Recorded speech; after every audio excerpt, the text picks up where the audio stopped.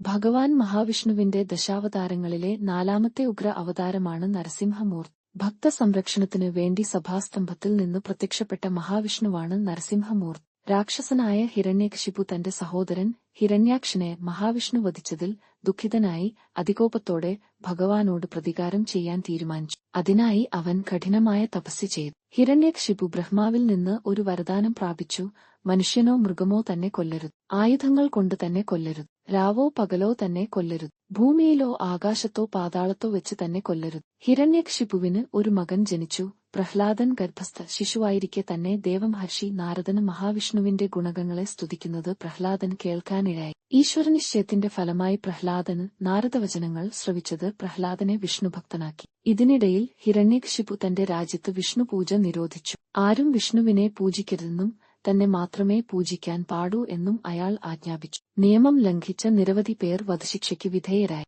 ഗുരുകുല വിദ്യാഭ്യാസം കഴിഞ്ഞ് തിരിച്ചെത്തിയ തന്റെ പുത്രൻ ശത്രുവിനെ ഭജിക്കുന്നത് അസഹനീയമായി തോന്നിയ ഹിരണ്യകശിപു അവനെ വധിക്കാൻ പല രീതിയിലും ശ്രമിച്ചു. കൊക്കയിലും കടലിലും വലിച്ചെറിഞ്ഞും തീയിൽ ചുട്ടുകൊല്ലാൻ ശ്രമിച്ചു.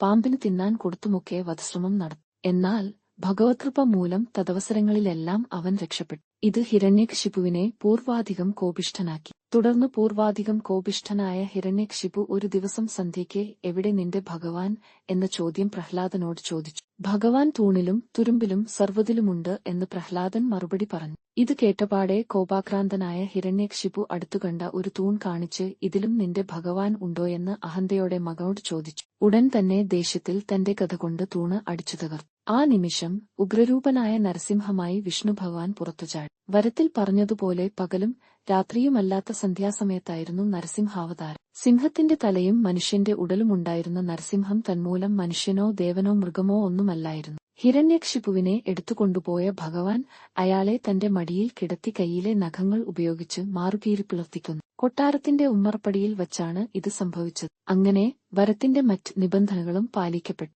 ഹിരണ്യകശിപുവിനെ വധിച്ചിട്ടും കോപമടങ്ങാതെ നിന്ന ഭഗവാൻ പ്രഹ്ലാദന്റെ സ്തുതിഗീതങ്ങൾ കേട്ട് ശാന്തരൂപനായി അവനെ അനുഗ്രഹിച്ചശേഷം അപ്രത്യക്ഷനായി.